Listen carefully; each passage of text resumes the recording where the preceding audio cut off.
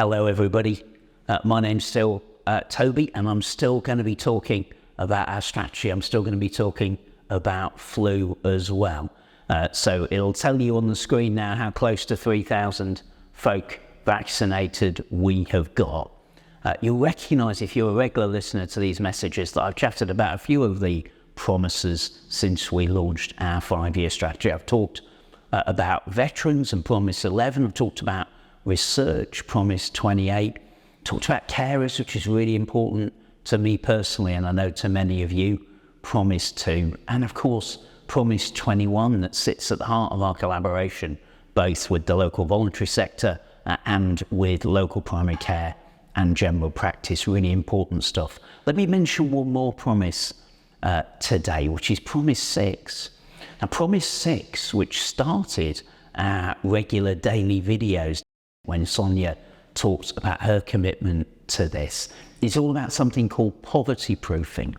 At a time of deprivation in our country, 14 million people in poverty, many of them children, and a cost of living crisis that affects people working and volunteering in our organisation and those communities we serve. What could be more important to us than getting on with making sure that every single pathway, every single service that we run is accessible to people living with very little or no income. That process, which has been done quite extensively in schools actually, and a bit in the NHS in the northeast of England, is a process of audit and self-analysis called poverty proofing. And over 2024 and 2025, we want to become the first NHS trust in the country to poverty proof every single part of every single service. I know there are people listening to this message who've been in touch with me who are really passionate about this, so I hope it fires your imagination as we really begin to bring these 28 promises to life inside our organisation. Now, what's our R-Way? Our R-Way is all about quality improvement methodologies, the co-production and the focus on outcomes that is going to become a distinguishing characteristic of this organisation over the next 5 years. Let me say something about the mission statement in the strategy that indicates why we feel as a leadership community that this is so important. I really hope that this speaks to your sense of why, on a good day, why you come to work here at R-. Now, you know that R- sits at the heart of many neighbourhoods across North Lincolnshire and South Yorkshire. We employ over 3,500 local residents, educate hundreds of students, and we have that extensive research portfolio. Our service offer varies in form and type across all of those communities. Of course, we work with citizens of all ages to offer child health and mental health services to young people and to care for older adults, people with learning disabilities, and those who have the most acute care needs.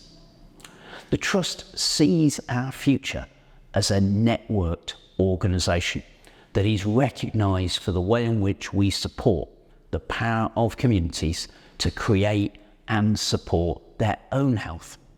So we will listen, invest, deliver and learn with those communities in which we work. Increasingly, we will employ people who've used our services and work with our volunteers to build connection with the most excluded and marginalised people living here locally. And we believe there is no good health without good mental health. Our focus will be on the outcomes of the services that we provide. And those outcomes are set with each individual patient. What matters to you? We'll be active in comparing our outcomes to those of others and to improving the quality of our care year by year. And our success can only come in partnership with local businesses, universities, community organisations, schools, NHS and local authority partners. Success requires us to be an employer valued and trusted by our people for the compassionate way in which teams are led and individuals are developed. And our passion for population health and tackling inequalities will be evident in all that we do. Now, that mission statement reflects what has been called by others the fierce urgency of now. Those challenges of exclusion, those issues of needing to work in partnership with our patients are not a thing we're going to do when we've done the basic things that are in NHS planning guidance.